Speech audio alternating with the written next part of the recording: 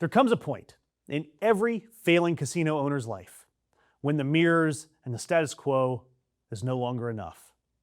The walls need more gold. The room needs more marble. The lawn needs more monuments. You have to arrange history within eyesight, preferably at a flattering angle so that the owner can wander outside and feel included and at home. And I would not call any of this decorating. I'm just going to call it emotional support architecture.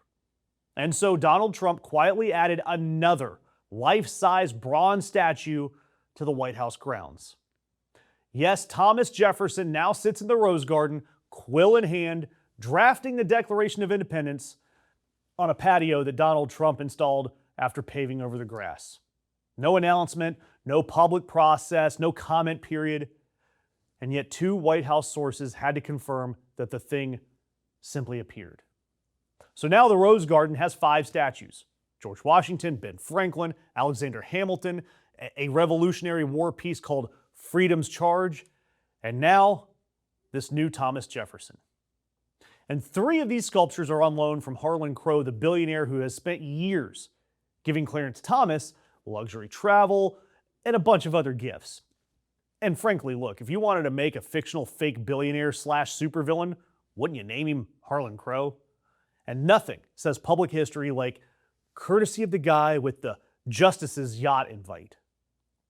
And this new Jefferson statue was made by George Lundeen, also known as the guy who sculpted the 7-foot, 700-pound fight, fight, fight statue of Donald Trump at Doral. Lundeen made a gold Trump statue too.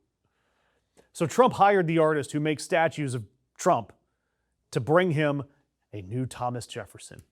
It's not a subtle move. That's like a Marvel post-credit scene for narcissism. He sees himself, Donald Trump does, on par with the very framers of our country and our Constitution. And then he picks the one guy that enslaved over 600 human beings. Donald Trump personally then called Lundeen to say that the sculpture looked beautiful. Of course he did, because Donald Trump sees the White House as something of a private historical theme park that simply sits on public land. And again, it does not seem like he intends on leaving anytime soon. And I've got to ask you guys, who should decide what gets permanently placed at the White House? Preservation Board, historians, Congress, the public? Or could one president browsing a billionaire's bronze inventory change the whole damn thing? Put your answer in the comments, because the guy who owns the patio is not good enough when the patio actually belongs to you and me. And by the way, I want you to remember this. In March, when Donald Trump returned to the White House after he first authorized strikes in Iran, reporters were shouting questions about the war and about fallen American service members. Donald Trump didn't answer them. Instead, he stopped and he stared at that first group of statues and simply called them unbelievable. President, who do you want to lead Iran? American families were grieving. The country needed answers, and Donald Trump decided to admire the statues. And that moment matters because the statues, they're not random. That's just where his attention goes. Symbols are easier than real responsibility and accountability.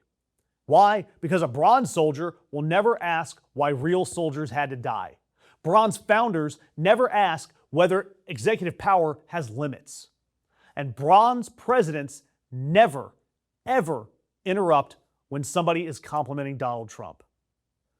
By the way, Donald Trump is also reinstalling monuments that were removed elsewhere, including a replica of a Christopher Columbus statue that was torn down in Baltimore. His government has rules demanding realistic and lifelike federal art because now even sculpture must pass a MAGA loyalty test. Donald Trump wants his own version of history, frozen in place, clean faces, heroic poses.